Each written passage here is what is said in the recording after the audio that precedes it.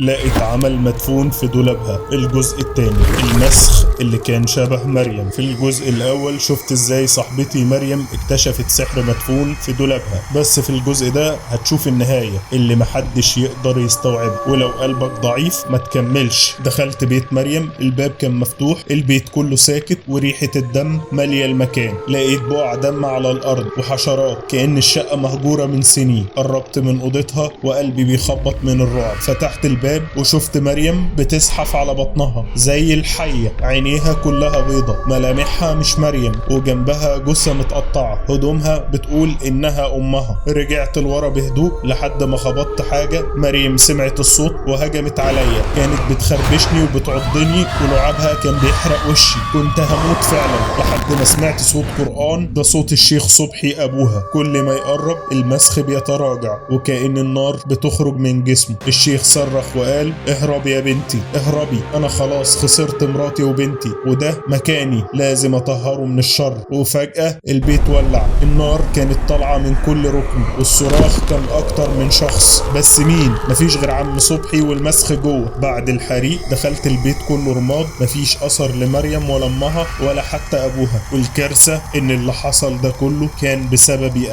انا اللي عملت العمل لمريم عشان اتجوز قبلها، ودلوقتي لقيت نفس العمل في دولابي انا. اكتر حاجة مرعبة في القصة دي انها حقيقية، والارعب انك لسه مكمل لحد دلوقتي من غير ما تعمل لايك للفيديو وتشترك في القناة. انزل دلوقتي اعمل لايك واشترك في القناة، لان اللي جاي اقوى بكتير.